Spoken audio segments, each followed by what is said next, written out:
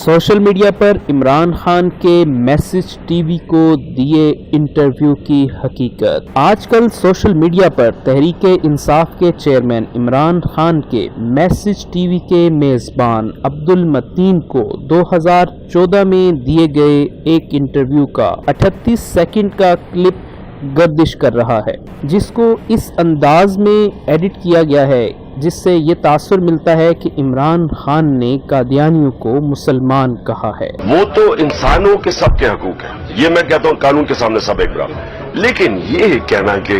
جو نبی کو آخری نبی نہیں مانتا وہ مسلمان تو نہیں ہو سکتا۔ حالانکہ حقیقت اس کے برعکس ہے۔ میں کلیئر کر دوں، میں قرآن میں جو اللہ کے الفاظ سمجھتا ہوں اور جو قرآن میں مانتا ہے وہی ہے مسلمان، اور قرآن کے اندر جب واضح لکھا ہوا ہے کہ آخری پیغمبر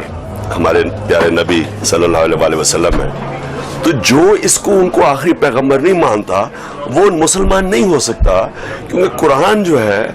وہ اللہ کے الفاظ ہیں۔ اگر یہ نہیں مانتے تو آپ مسلمان ہی نہیں ہیں۔ اور جب قرآن جو چیز کہہ دیتی ہے واضح طور پہ کہ آخری نبی کون تھے، تو اس کے بعد بات ختم ہو جاتی ہے کہ اگر آپ یہ کہیں کہ جی کوئی اور اس کے بعد نبی ہے اور آپ اپنے آپ کو مسلمان کہیں، آپ مسلمان نہیں ہو سکتے۔ یہ بات انتہائی افسوسناک ہے کہ سوشل میڈیا پر لوگ اپنے سیاسی مقاصد کے لیے ختم نبوت جیسے حساس ترین عقیدے کو بھی تختہ مشق بنانے سے باز نہیں آتے۔ ملاحظہ ہو، سیاسی اختلاف میں اس حد تک چلے جانا کہ ایک ایسے انٹرویو کو جس میں عقیدہ ختم نبوت کے تحفظ کی بات کی گئی ہو اور واضح الفاظ میں قادیانیوں کو غیر مسلم کہا گیا ہو، اسے اپنی سیاسی پوائنٹ سکورنگ کے لیے سیاق و سباق سے ہٹ کر پیش کرنا انتہائی شرمناک فعل ہے۔ یاد رہے کہ اس انٹرویو میں عمران خان کی جانب سے قادیانیوں کو غیر مسلم کہے جانے، اس قانون کو تبدیل نہ کرنے اور عاطف میاں قادیانی کو اپنا وزیر خزانہ نہ بنانے کے بیان کے بعد